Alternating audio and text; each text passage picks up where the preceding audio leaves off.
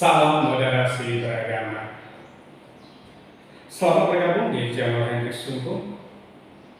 Di video kali ini saya akan membahas dengan judul Moderasi beragama dalam perspektif iman Kristiani. Dengan judul moderasi dan pandangan dalam iman Kristiani. Bahwa perlu teman-teman pahami semua bahwa dalam kitab Mazmur kita diajarkan untuk boleh hidup rukun satu dengan yang lain. Artinya inilah perintah Tuhan, wahyu Tuhan, firman Tuhan yang harus kita jalankan dalam kehidupan kita sebagai wakil Tuhan di muka bumi. Nah, dalam konteks moderasi beragama, Alkitab punya pandangan tersendiri. Yang pertama, bagaimana kita harus rukun. Nah, sebagai anak-anak Tuhan yang Tuhan tempatkan di muka bumi ini dengan tujuan dan maksud tertentu, yaitu kita menjaga Allah yang adalah ciptaan Tuhan, yang Tuhan titipkan di dalam kehidupan kita sebagai manusia. Nah, dalam konteks moderasi, bagaimana kita saling membangun hubungan yang baik satu dengan yang lain. Kita tidak boleh memandang rendah orang lain, kita tidak memandang kita lebih benar dan orang lain lebih tidak benar, bahkan lebih salah pandangannya. Nah, sebagai wakil Tuhan yang Tuhan percayakan di muka bumi ini, kita diharapkan mampu bekerja sama, mampu saling membangun, mampu saling berkolaborasi satu dengan yang lain. Oleh karena itu, dalam firman Tuhan, Matius pasal kelima ayat 44 sampai dengan ayat yang ke-45, demikianlah, tetapi aku berkata kepadamu, kasihilah musuhmu dan berdoa bagi mereka yang menganiayakanmu, karena dengan demikian kamu menjadi anak Bapamu yang di surga, yang menerbitkan matahari bagi orang yang jahat dan yang baik, dan menurunkan hujan bagi orang yang benar dan orang yang tidak benar. Inilah keadilan Tuhan di dalam kehidupan manusia. Tuhan tidak membedakan curahkan hujan hanya untuk orang yang benar, sementara orang salah tidak mendapatkan hujan. Tapi keduanya mendapat.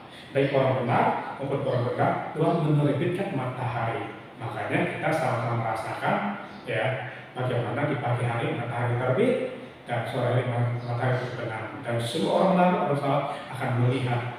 Itulah kebaikan Tuhan yang perlu kita pahami dengan baik dan benar. Nah, dalam konteks moderasi beragama, bagaimana seorang iman Kristiani harus moderat, harus punya paham yang benar, menempatkan iman yang radikal tetapi pada porsi yang benar.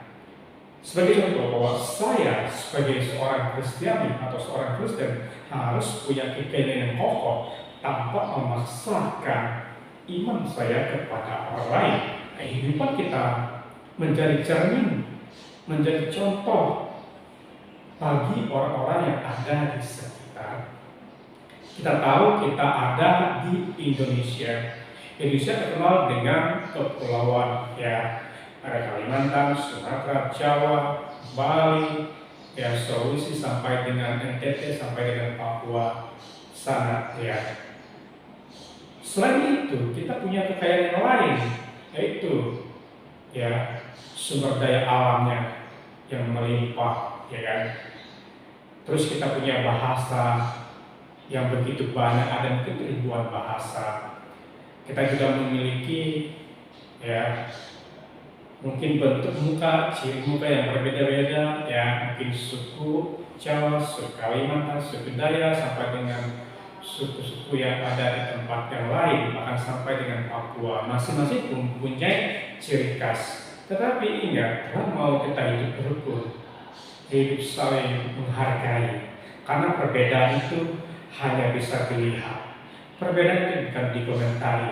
Laki-laki dan perempuan tidak bisa dilihat sebagai hal yang sama, karena laki-laki dengan perempuan memiliki karakter dan sifat yang berbeda-beda. Hal itu hanya bisa dilihat, tidak perlu dikomentari. Nah, sebagai wakil Tuhan yang Tuhan percayakan di muka bumi ini, kehidupan yang moderat itu penting kita terapkan sebagai anak-anak Tuhan. Tetapi kita menerapkan kehidupan yang moderat, jangan lupa kita punya peran yang lain, yaitu bagaimana kita bisa membangun relasi hubungan yang baik satu dengan yang lain. Sebagai contoh dalam kehidupan kita di masyarakat, kita ada di masyarakat dengan tujuan supaya kita saling hidup, saling menolong. Ada istilah semboyan yang mungkin sudah cukup dengar, gotong royong ya. Ini menjadi landasan utama moderasi beragama itu terus dikembangkan. Salam moderasi beragama.